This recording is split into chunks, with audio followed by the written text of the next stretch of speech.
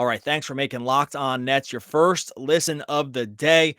Got a great episode for you. Getting excited for hoops this season. Talking some Nets win totals. Buddy, hit us with the beats. Exactly that, my friend. The season is just around the corner, and as you don't know, if you don't know, Doug is deep into the projections. He lays them out beautifully at the top end of the Eastern Conference, and we try to figure out how close and tight are the margins from the Brooklyn Nets, depending on the roster, being at the top of or middle of the pack when it comes to the playoff bracket. This is regular season banter, my friends. Make sure you contextualize what is a really fun conversation, taking a look at the Nets and the Eastern Conference at large and how some of these little factors can really impact how teams finish over the first 82. Kyrie Irving matters, folks. I don't know another way to put it. Hate to break it to you, friends. We're gonna get for the regular season and for the playoffs too. We're gonna get into it all. This is a really fun one, talking Nets win totals and more. But first, the theme music.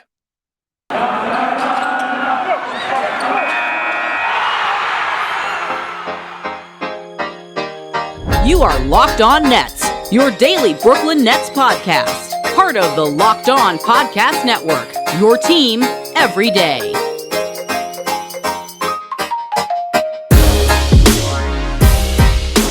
Brooklyn, yo. All right, welcome back to the Locked On Nets podcast on the Locked On Podcast Network. It's your team, the Brooklyn Nets, every single day. At Adam Armbrecht is me, Adam Armbrecht, over there at Doug Norrie. How are we as we head into the week, just a couple of days away from the Brooklyn Nets officially kicking off their NBA season? I was out in the woods, as you know, Doug. Fill me in on the landscape of things back at the shore. Did you have that kind of weekend off of football that gets you that buzz for the NBA to start? Oh, I'm buzzing for NBA here, baby. I spent the end of the last week just putting together some together some win totals. We'll talk about that. I was going through team by team, updating minutes, trying to figure out what teams cut with different guys and who even made the rosters. I mean, Nets had some news there, not a huge bunch of stuff, but this we're recording this Sunday night, so leading into Monday, we'll post this for Monday. But this is when this week starts off basketball. It's super exciting. This season's, I mean, it's going to be a different kind of season for sure. I'm glad to have basketball back in our lives for 100% sure.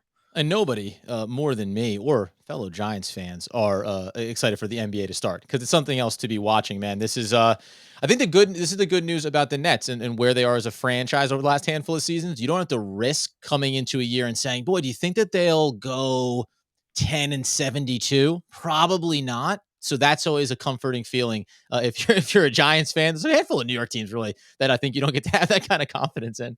Yeah, like football. The football's over for football. New York football's over, but that's all right because basketball. Mid-October, when most NFL seasons end, as we all know. At least in New York, they do.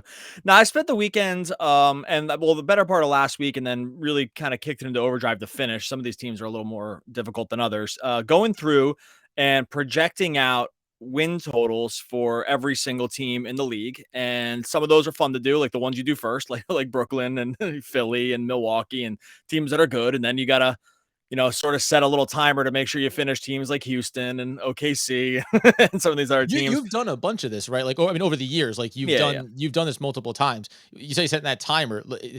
Is it, how grueling is it at the back end when you're just like, does it matter if I get to the 20 win teams? Really? Does this have to factor into it? It does actually, because the way that I run my system is it plays off the schedule too. So you need to you need to know how good every team is so you can run the simulation against all the other teams. Like you can't leave a team out because you need to see win percentages for the Nets against the Rockets or like when they play, right? Like you need to be able to see those win percentages. So you do have to do it for every team. And I do it every week anyway, because I do fantasy basketball projections every single night for the NBA. So it's just a good process to get into. But so I wanted to get your opinion on, because I do have some win totals here. I have the Nets. I have a couple different scenarios for the Nets. This is the other thing you have to go through with each team, is the scenarios going into the season, which guys are hurt, how much they're going to be able to play, what are their timetables to return.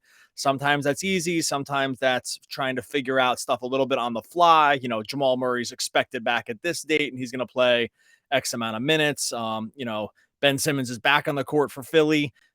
Can we project him for a whole season? Yada, yada, yada. But one thing that I thought was interesting with the Nets. So there's two things with the Nets. One, their win total was not as high as I thought it would be. I've already bet the over on the Nets. I did this prior to this exercise, 56.5. I took the over a few weeks ago. It's pretty much stayed in that range.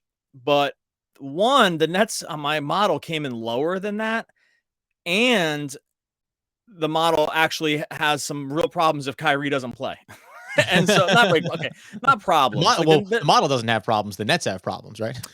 They're still a good team. Like this is still a 50+ win team. This is a very good team on paper. It's nothing about that. It's that when I looked at the Nets really from top to bottom, where those minutes were going to go, about how many games each guy would play, I was pretty bullish on the amount of games each guy played across the league, basically. So that could be, sometimes that can get a little sticky, but right now, if by my model, the Nets, if Kyrie, and this is probably I already got some flack on Twitter about this, so I'm sure I'll get some feedback on it, like on YouTube and stuff too. If Kyrie does not play the whole season, right? If you were to sit out the whole season, I had the Nets finishing like it's close, but fourth in the East during the regular season. I gotta be really clear about this with everybody. This is the regular season records. Okay. Some of these teams are better prepared for the regular season than others. I'll go through some examples of what I mean by that later. But so this is like for the 82 game regular season. And I had the Nets finishing below Philly, okay, below Milwaukee, and actually below Atlanta in the Eastern Conference regular season standings if Kyrie Irving didn't play. If Kyrie Irving comes in for about half the season, they scoot up to just about one. Just to let you know sort of the importance of him on the regular season for their team. When you hear that, what are your immediate thoughts? Because I think that when I put this out on Twitter earlier, the Nets there was a lot of people that came in and said like I was kind of stone flat wrong. But can you give me the what's the spread of wins from first to fourth there when you talk about Kyrie being out for the whole season? Because I'll tell you. It's so with Kyrie about half the season, this is assuming he would either get vaccinated or they change the mandate or something like that, like some external thing happened for him to come back and play. I have him at 55.1 wins. If he does not play the whole season, and then, by the way, if he were to come back tomorrow, that'd probably ramp up to something like 57.5 or something like that. If he does not play the whole season, I don't have that right in front of me. I think it was 51.7 was the number. So it was about three. It was like somewhere around 3.5 wins he was good for on a full minute share, missing something like 12 games for the season 3.5 for half the season. So it ends up kind of being important. We can talk about why regular season. We've been mostly team regular season doesn't matter. And I still pretty much stick to that, except there are a few scenarios, and we saw it last year where it does. But does that, just as I'm not showing you the formulas for how I calculated this, but does that, and I can go through some of the reasoning too, but does it make you concerned when you hear about this? Because I believe me, this is the team. I spent so long looking at this because it struck me as wrong every time I looked at it, and I kept massaging and kind of going through this, and then really when I came down to it, it made a little bit of sense from a regular season standpoint why the Nets might be in this case without Kyrie. Well, because my initial thinking is the idea of Milwaukee being up there obviously makes sense. Philadelphia, the outlier would be, or maybe I would think why you might be catching flack, quote unquote, is because of Atlanta. That it's somehow Atlanta is in this conversation. Put that one out there. I'm telling you this now. Yeah, I'm gonna catch flack on that. Yeah, nice.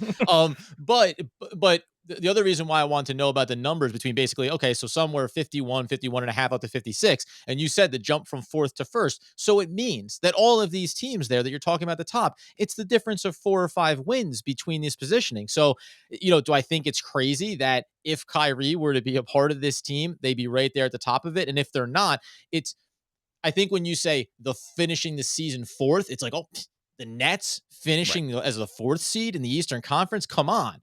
But when you say the Nets finishing 3 or 4 games behind the number 1 seed, that frames it a little bit differently for me. So I mean, I'm not totally blown away. I'm not totally blown away by that, honestly, because that you're going to lose. We talked about it, right? Everyone knows what the talent is that Kyrie is. So how can you not associate some level of drop off with this roster, even if we think that they're very well stacked from a depth perspective? And we talk about Patty Mills this offseason and even some young guys, right? Like Cam Thomas, and knowing that these guys are capable of contributing. Okay. But you can't set the bar for, let's say, Patty Mills, who has a track record in the NBA. You can't say, okay, so if you give me 60%, 70% of what Kyrie would be giving me, and I don't think that's the like for like swap when we talk about the rotations, but yeah, okay, 70% of Kyrie. It's obviously not going to translate to a like for like win total. Or what about the opportunities when we talk about late game, late game shots and who's taking the big spots and who creates better matchups on the defensive end and all those little details. So honestly, my instant reaction is, yeah, I think that kind of makes sense. If you had told me, you know, the Knicks get ahead of them, or, the Nets fall into the 6th seed or the 7th seed, that would be more startling. I'm not really, can I be totally surprised by the fact that a couple of teams, one of which won the championship last year, would be ahead of them? If you lost one of your stars, go across all those teams, take out one of their stars, tell me that they don't drop 3 or 4 seeds by the end of the season if you don't have Chris Middleton off the Milwaukee Bucks, right? It's going to affect the outcome of the year. Yeah, well, I didn't tell Adam about where my Knicks projection was offline. So the fact that you brought that up as a team, people aren't going to want to hear this then, because I I have a pretty interesting Knicks projection here. Want to talk about why some of this stuff actually matters and why. Look, is this model perfect? No, it actually backtests decently well against regular season. Last year got a little bit weird because there was so much COVID stuff that it was just really tough to parse out ahead of time. That I'm not willing to wipe it away, but there was things got a little bit wonky before. I'll talk a little bit more about that here in a second. First, going to talk to you about our friends over at Sleeper. If you are playing fantasy basketball, you are gearing up right now. And if you're in a season-long fantasy basketball league, you know that sometimes if you just run up against a guy or gal who's just jamming in as many players per week as they can, you can really run up against it, especially if you don't have the time or the energy to be switching your lineup every single day, figuring out how to get as many games into a given week as possible. That is why you have to check out the Sleeper app. Sleeper has figured this stuff out.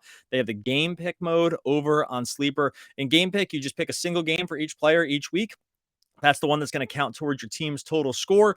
Then you just kind of set it and forget it. You make sure you're picking the right matchup, and you also end the week knowing that you and your opponent have just played the same amount of games. And if you're doing your research just around that one matchup, you know that you're already going to be a favorite in Sleeper's game pick mode. Sleeper's awesome. They cracked the fantasy basketball code, fantasy football as well, too. It takes a lot of that time and effort out of it and just makes it so you can just get into the game, pick the games that you want. I absolutely love game picks. So will you.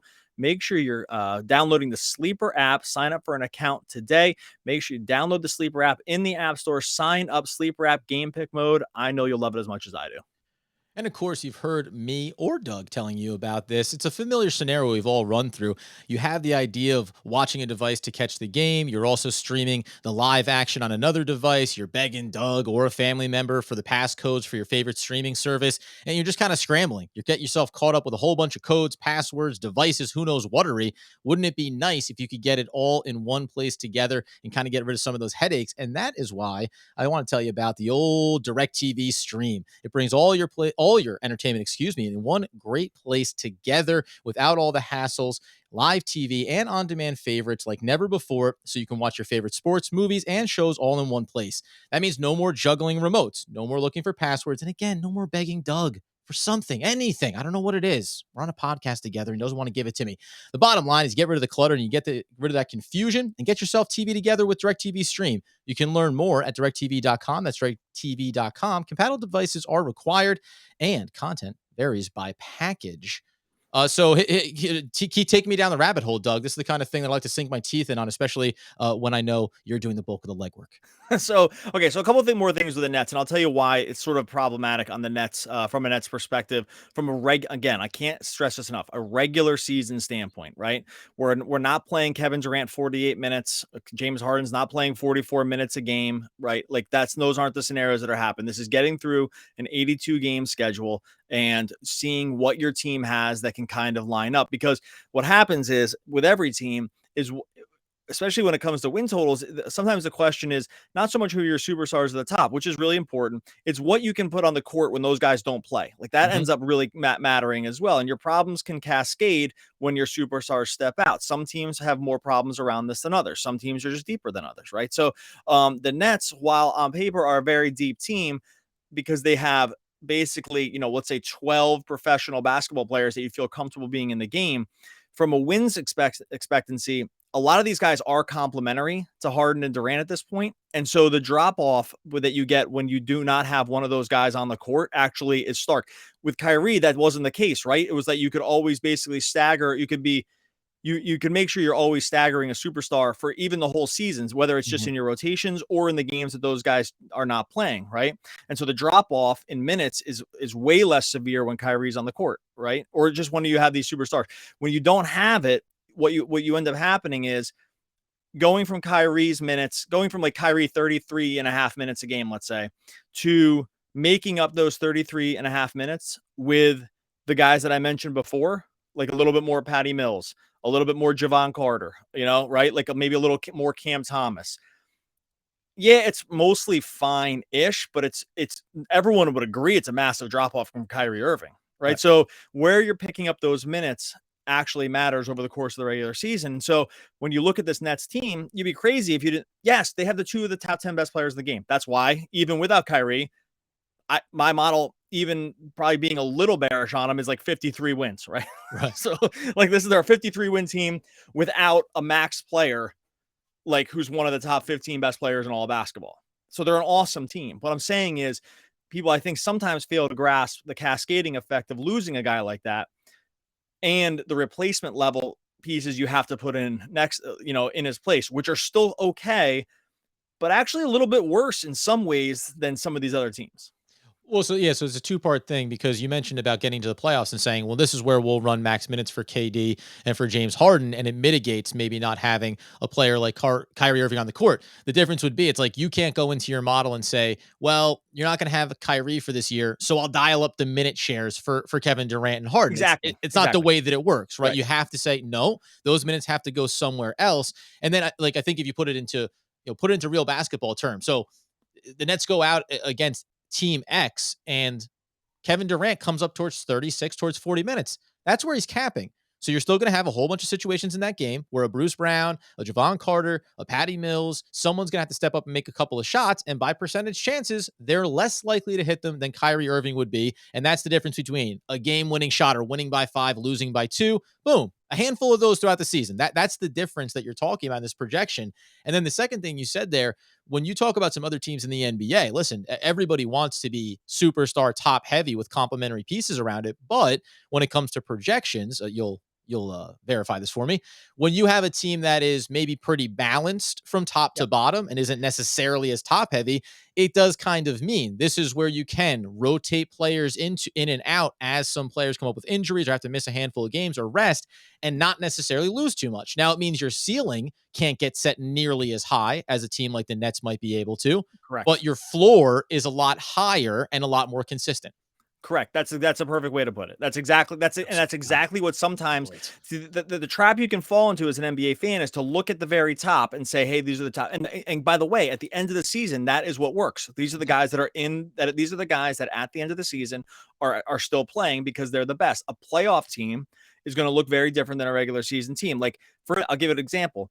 I much prefer the Heat in the playoffs than I do in the regular season.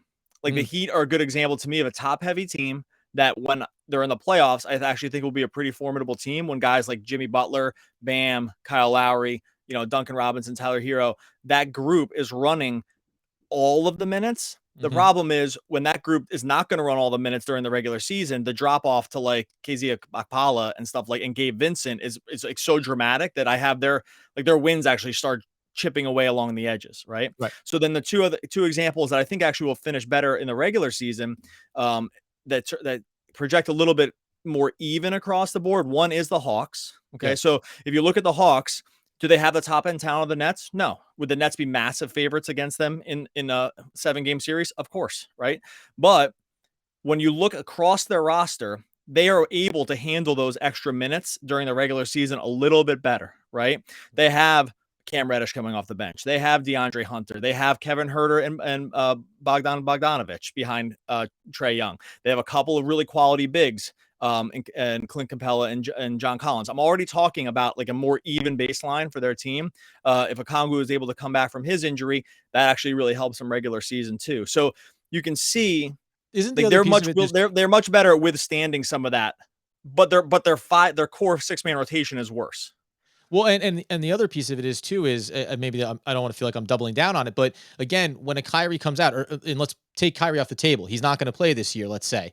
Now, when Kevin Durant comes off, the level of consistency that the other players can play with now in the absence of that star is also different, right? Because everyone's game, the supporting cast, is dependent on what Kevin Durant creates for you, on what James Harden creates for you. So those skill sets that the Nets have compiled make all the sense in the world around these superstars. Whereas again, the Hawks as the example is you're kind of swapping out like for like skills. It's basically you want to be able to run in a very similar skill set so that you don't have any drop off from consistency standpoint.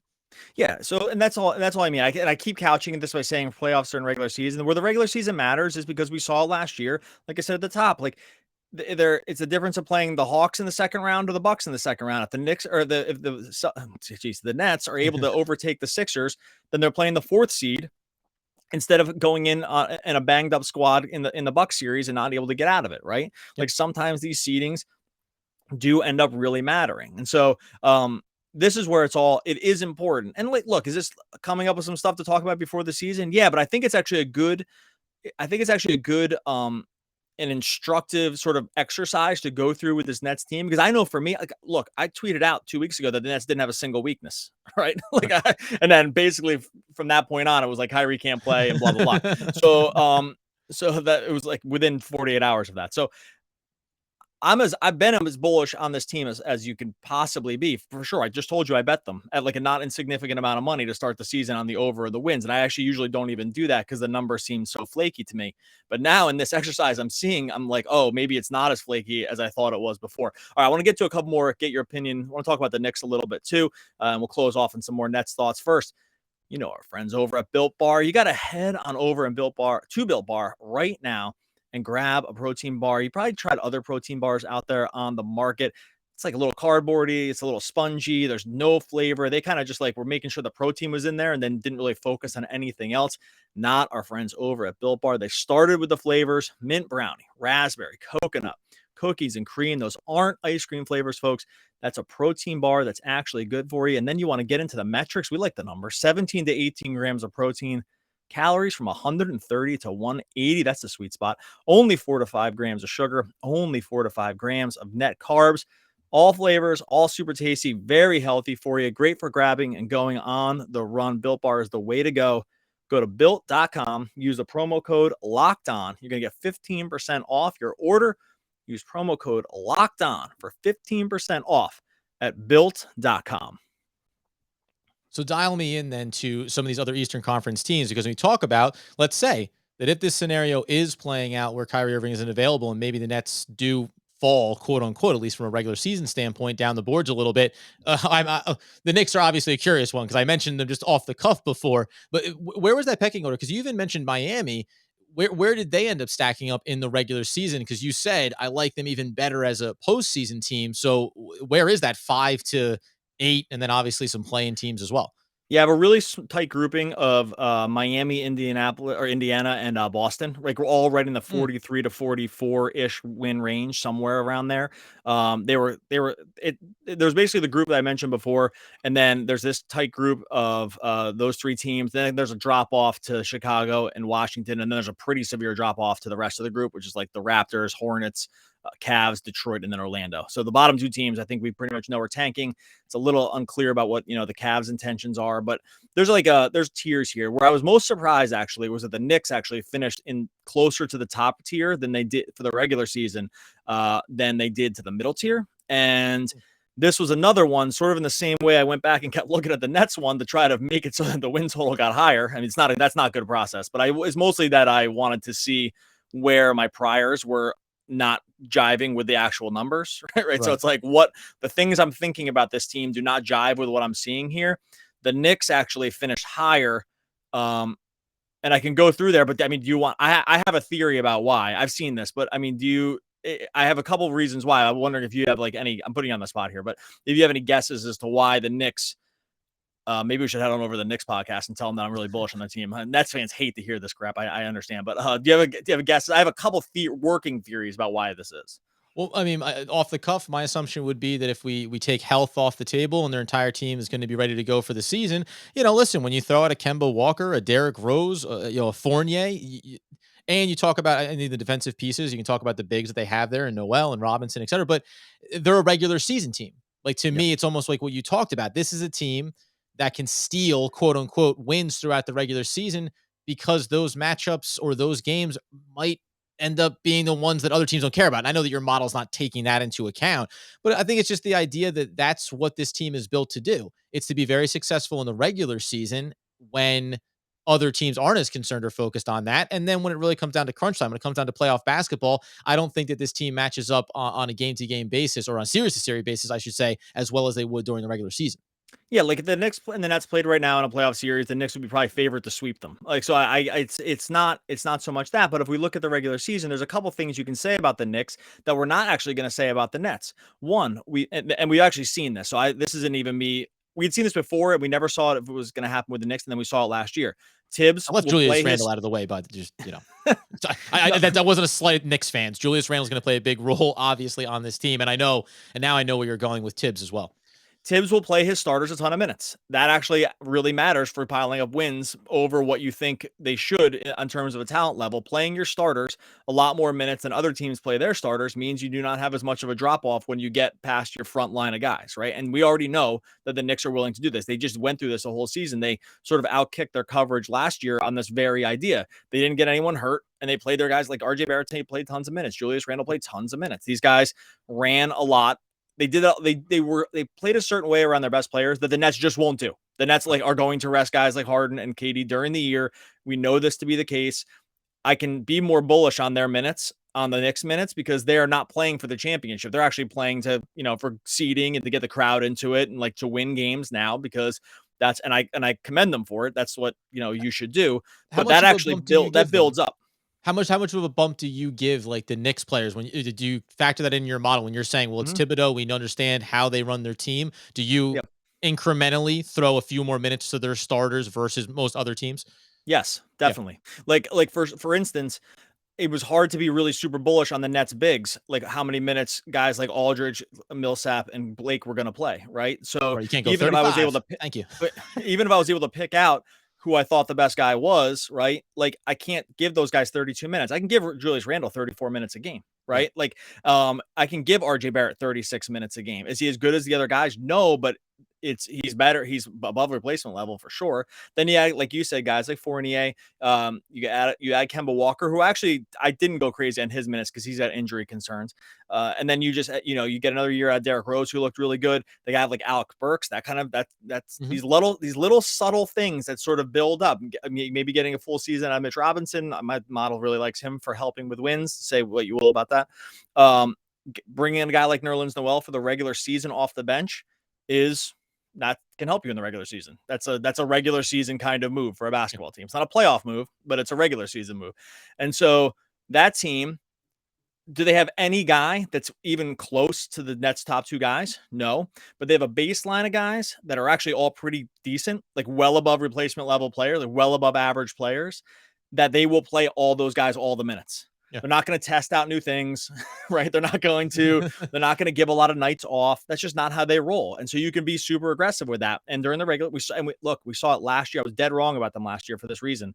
My win total then was really, really low, and I was way off because one, they played their guys all the minutes. Like I thought they might be in kind of punt mode. They weren't. And so they went, B to the W on went forward in the sense of we want to be a strong competitive team. That's the check mark for us this year, is to win some games and not worry about that big picture view that they've been unsuccessful at in years past. Exactly. We know they're going to go for it. They are going to go for the wins. They're going to play these guys a lot of the minutes. They're going to stretch it to every bit that they can. They're playing the short game and not the long game with these guys.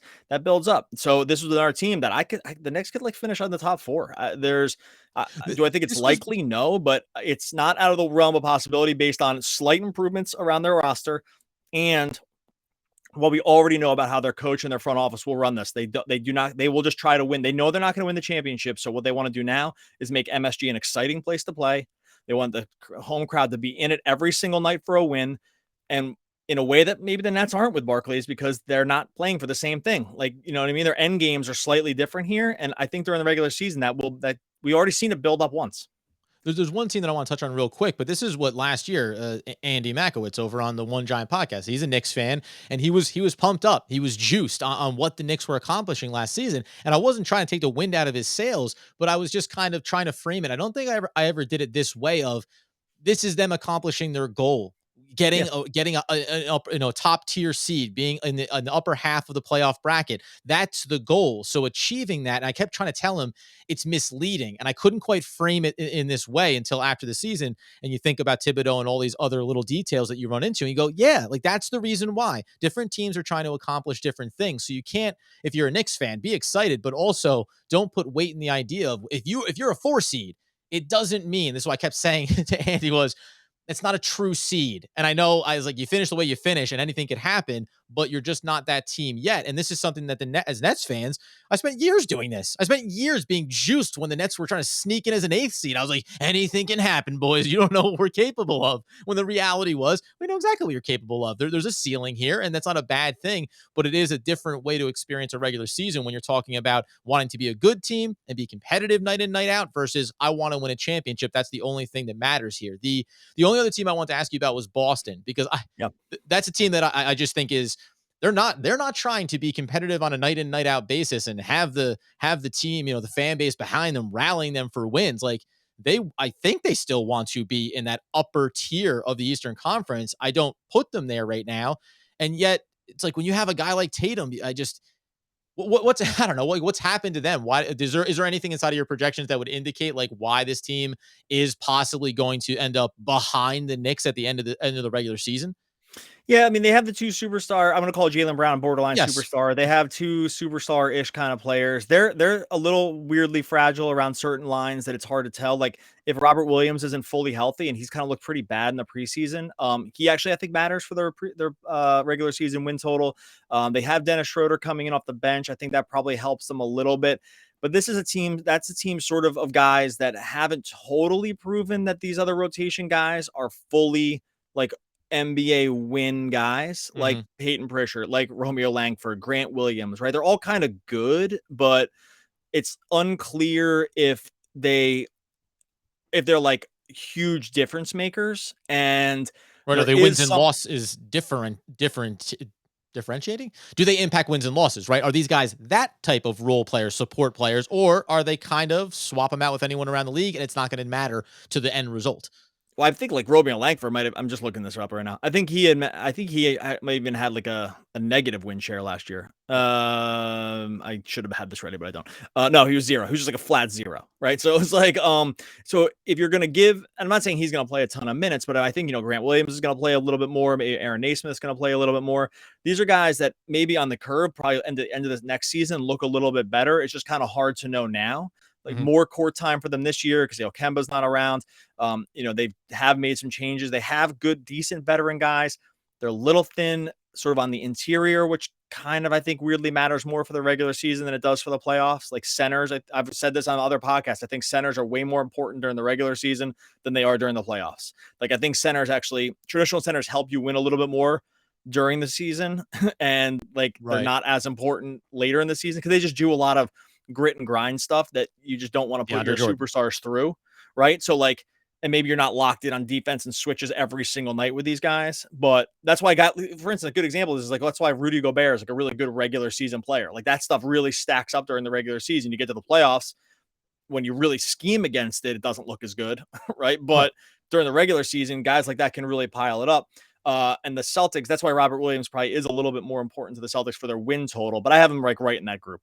So then let's round it out, get back on the Nets here. Is the only X factor, because you're talking about these different role players and maybe by the end of the year, based on how they perform, all of a sudden you'd say, yeah, if I went back and I knew this was the expectation for these players' improvements, then yes, that can shift the wins and loss totals for the Brooklyn Nets.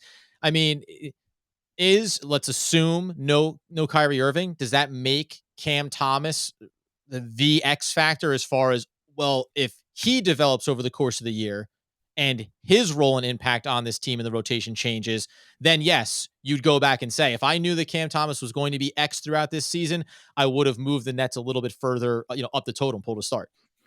Yeah, I mean, in this model, can he even do that? Let's just say, let's put it all to that. Do you think is that even capable of Cam Thomas being that type of player? And I don't Yeah, mean his so skill set. I just mean, within the models. in the model, he needs to be more than just a score guy for sure. And that's Right. going to be maybe a little bit problematic to start. Like score only guys actually aren't that's not perfect here, right? It's good for watching basketball, and I think he will be a guy that grows into a more diverse game. I do not think it's there now, so projecting him as like this dual threat, kind of all over the court, sees everything kind of guy. There's nothing to right now suggest that that's him. Is he a guy that you can bring in for 10 minutes and he'll shoot every single time he gets the ball? Yeah. And some nights that's going to work and some nights it's not. And so it's hard to project him as a super adding a lot of wins kind of guy right now. Just because the nature of his game does not really look like that. And so if I'm trying to find a comp for him, I can't comp him to like a superstar guard right now because there's really no there's no one, the pedigree isn't exactly there. So you have to like factor in why guys like Cade Cunningham go at the top of a draft and Cam Thomas doesn't. Like you do have to factor pedigree a little bit before you totally know. So a Cade Cunningham is going to project when it's an unknown is going to project a little bit more like your average top pick at that position. Right. And so, which is more times better than it is worse. And so with Cam Thomas, you do have to kind of factor in where he went based on that doesn't mean like 2 years from now you aren't doing it. I'm just saying going in, you cannot. It'd be criminal to say, "Hey, I saw him for 5 games in summer league and a couple of preseason games. I'm going to project him like Kyrie Irving." That's just not. That's irresponsible. So And you have to even sort of put him around where guys in this group finish, and that's like sometimes just an average NBA player. Yeah, and even if he were to be coming in and shooting lights out again, what's the impact to everyone else around him, right? The superstar effect of a KD to everybody else. So how does that impact it? I will be curious though. Maybe the tease is looking back into it. If you treated Cam Thomas like a top 15 or top 12 player, as we talked about what teams wish they would have already taken him based off of summer league. I wonder if you gave him that pedigree label close to the top of the draft, how would that maybe change the projections? These are, by the way, like Doug does all this work, as you may have noticed over the course of the podcast. I haven't been providing the information or context. Doug has, but like I find all this stuff fascinating. Like if I could just use Doug's model and Doug's brain and keep going, now try this. Now sprinkle in a little bit of this for me, buddy. Oh, that's Like, why I spend. That's why it takes so long. Like it's so good. it's Yeah. doing that exercise. It's saying, what, and it's dialed in from like a year's worth of it. No, I don't do it the same way. I probably some of these other guys who especially are adjusting caps and like trying to figure out salaries. No, I don't do it to that level, but I think I do it more than most people, right? And so, and you do have to go through each of these situations and say to yourself, hey, like what is the likelihood here, right? Like I can't give Kemba Walker as many minutes as I give James Harden. Not like that would even be, the right thing to do. But I'm just saying the examples of these things you have to take into context. You have to watch a decent amount of basketball. Like you have to follow basketball, at least on a minutes standpoint, pretty well, right? To like, and injury wise, to know about how bullish you can be. You have to have some idea about what the rotations are going to be, like moderate guesses. And like most of the time still comes down to the superstars and the guys that most people know. But there is context for all this stuff. And like, look, I was off by like a couple wins the other day because of one of the index matches that I had on what player was wrong. So and so like there are mistakes that get made. So I think it's just a fun exercise. And sometimes it's completely enthralling. And it's a fun exercise that sometimes is like sort of like when the nets aren't as high It's as fun, I thought Doug, they were going to but be. only if it's confirming what everybody wants you to tell them. It's only And fun look, and it can make you look like an idiot, frankly. There's been lots of times saying this stuff ahead of time, like prognosticating about this is a best way to bring a freezing cold take into your life because it's putting yourself out there and just saying and trying to think of a reason why. Not even think of a reason, explain the reasoning behind something. And I understand, like, it can look wrong a lot of times. I said the Warriors were going to be terrible last year, and I had them projected like to win, like be third worst in the West, and that just didn't happen. It was close. I could go through why I think that didn't happen the way I thought it was going to. But look, I'll put my L's out there. I take L's on this stuff all the time. There's plenty of things that I'm right about, so that's why I'm not. More wins on the ledger. More wins on the ledger than losses, Dougster. Hopefully, and just in life in general, I think. Okay, we're gonna get out of here. We will be back tomorrow. We did a little bit of the Bucks preview with Cam Pittman over the weekend, so make sure you go back and listen to that one.